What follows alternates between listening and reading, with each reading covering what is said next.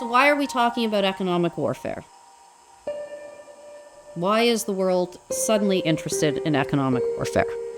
Well, to state the blindingly obvious, it's because the world has changed. So at the end of the Cold War, the Soviet Union had collapsed. The United States stood alone as the world's sole unrivaled superpower. Into this mindset step a group of foreign policy and economic elites, and what they sell the United States and its allies on is a post-Cold War order called globalization. And what they argue is that interdependence will ensure that there will never be another war between major powers, and they make two fateful errors. They allow their militaries to fall into relative decay, and they open their societies and economies to the hostile states. Hostile states understand the opportunity that the globalists have given them, and they spend the next 30 years nesting themselves inside the economic and social systems of the United States and its allies.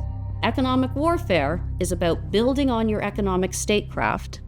It is about weaponizing your entire society, and it is about building on a whole series of complementary hostile activities that are similarly covert, illegal, and well outside the bounds of responsible state behavior. So there's little doubt that China is the standard bearer of economic warfare, and that really China has reinvented economic warfare in the age of globalization. So for example, it's not uncommon for a foreign company to be told, if you want access to the Chinese market to sell your goods, you are going to have to enter into a joint venture with a Chinese company. Now, it doesn't take too long after that happens for the foreign company to find that its IP has been stolen, a Chinese champion has been stood up in the building next door and is undercutting the foreign company and selling the goods on the international market, driving the foreign company out of business.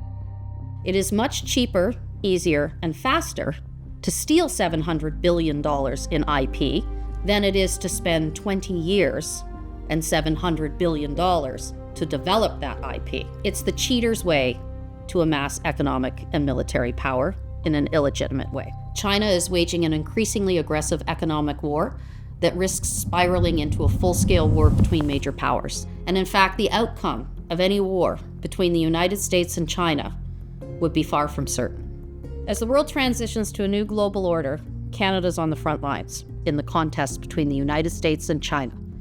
We have the natural resources that will fuel future economic and military power. We have control over access to the Arctic, which is emerging as a strategic trade and military route. And we have unique, unrivaled access deep into the United States and its critical networks and infrastructures. China wants everything that we have.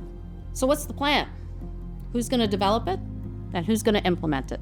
The reality is the government cannot do this alone. All Canadians need to understand the threat, and all Canadians need to come together to protect Canada.